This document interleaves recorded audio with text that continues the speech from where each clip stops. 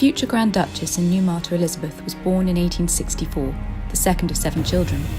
She was the daughter of the Grand Duke of Hessen-Darmstadt and Princess Alice, daughter of Queen Victoria. She was also the elder sister of Alex, who was to become Alexandra Feodorovna, Empress of Russia and wife of Nicholas II.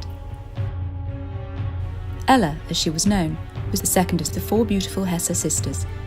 She had been brought up by her mother, Princess Alice, to serve others, and had accompanied her mother on numerous visits to hospitals, orphanages and veterans' homes, and had not been shielded from death or tragedy. From her early youth she had suffered the death of her younger siblings, Frederick and Mary, and then that of her mother. Thinking not of herself, she tried to console those around her, including her grandmother, Queen Victoria, and made every effort to live up to the pious and selfless example of her namesake, St. Elizabeth of Thuringen in Hungary, after whom she had been named. Ella first met her husband Serge in her early youth and became fond of him during his lengthy visits to Jugendheim with his mother. Serge, the Grand Duke Sergei, was the 5th son of Alexander II and uncle of the future Nicholas II. He was highly cultured with artistic tendencies, reserved and deeply religious, always looking to help those in need. The latter traits would most certainly have appealed to Ella, who was herself deeply religious and driven by concern for the welfare of others. Ella was 19 when she and Serge married and she went to Russia. Eventually, after much study, thought and prayer, she decided to become an Orthodox Christian, and she was received into the Orthodox Church in 1891. This conversion formally marked what had been a journey of faith as the Grand Duchess embraced Russia, her culture and her peoples, and loved them as she loved her husband.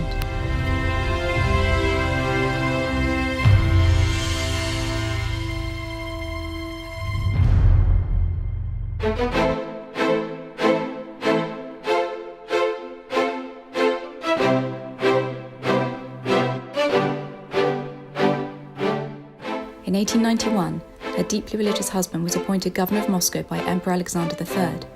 However, tragedy occurred, and on the 4th of February 1905, while she was leaving her home to do charitable work, Elizabeth heard a terrible explosion. Hurrying towards where the explosion had come from, she saw a soldier stretching his greatcoat over some of the remains of her husband. He had just been killed by a terrorist bomb, and his body had been blown apart by the blast. Profoundly shocked, Elizabeth drew strength from her faith and still found the courage to visit Ivan Kalyaev, her husband's murderer. She hoped to get him to repent before he was executed, and brought him a book of Gospels and a small icon, which she left in his cell.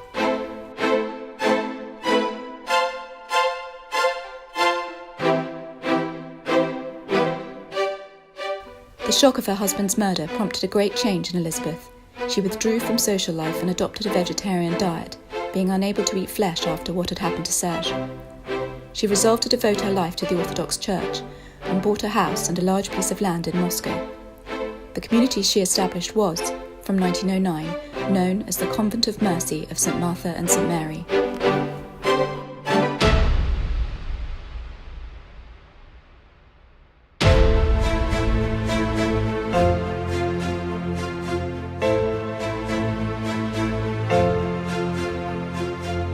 The founding tenets of the convent were very particular to Elizabeth's vision for her religious institution and informed the way it operated. Considering work to be the basis of all religious life and prayer to be its reward, the Grand Duchess wanted her nuns and the work of her convent to alleviate the suffering of the sick, poor and ill-educated. Consequently, on taking the veil, her sisters would not renounce completely all earthly life and contact with secular society. Hence the operation of the hospital and dental clinic incorporated into the convent was fully supported by the sisters and the Mother Superior herself. The day began at 6 a.m. at the convent, and the routine followed monastic practice. After common morning prayers in the hospital church, the Grand Duchess gave the sisters instructions for the working day. At midday, during the meal, one of the sisters read from the Lives of Saints. At 5 p.m. was Vespers followed by Matins, and at 9 p.m. evening prayers were read in the hospital church, following which the sisters received a blessing from their Mother Superior and retired to their cells for the night.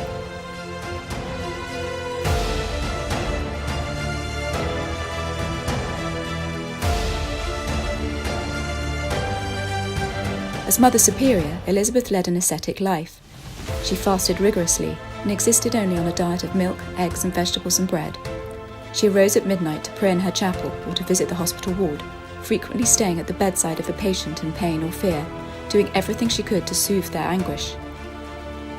Occupying only 3 rooms in the convent, a study, sitting room and bedroom, Elizabeth denied herself all that had been plentiful in her previous life as a Grand Duchess.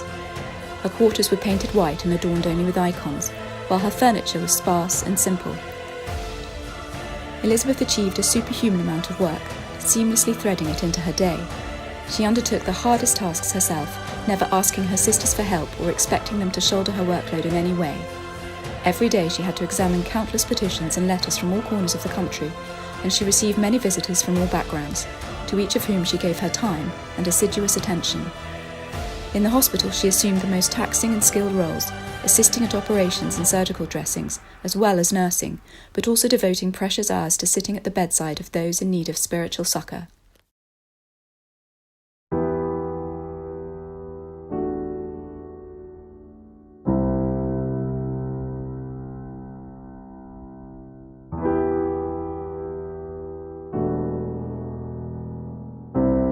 Elizabeth's correspondence with Tsar Nicholas is very revealing.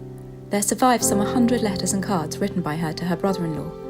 They had been exchanging letters for a long time, ever since their lives intertwined through marriage, and what is remarkable is her confessional tone. She opens her heart to Nicholas and discusses God with him, and, although it is not surprising, I still cannot fail to be struck by how modest and humble she is. In one letter from April 1909, she writes Nicholas, "I can be disappointed in myself, but then I also have no illusion and don't imagine I am different to others. I want to work for God and in God for suffering mankind."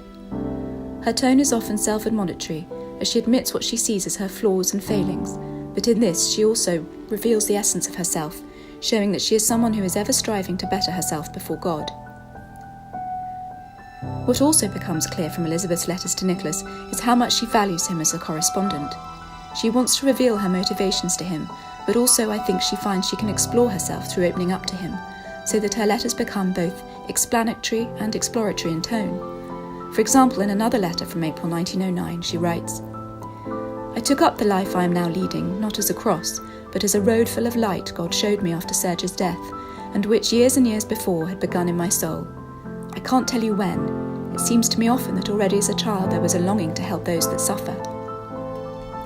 She also looks to Nicholas for approval, and this is evident in a letter she wrote him in 1910 before she was made abbess of her convent. She says, "Pray for me, dearie. I am going deeper into our Orthodox Church and becoming a missionary of Christian faith and charity work, and, oh dear, I am so unworthy of it all, and I do so want blessings and prayers."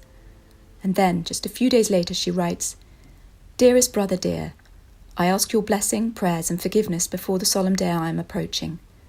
Please, please be convinced that however awkward or sinful my poor earthly life may go, I am a true subject of yours.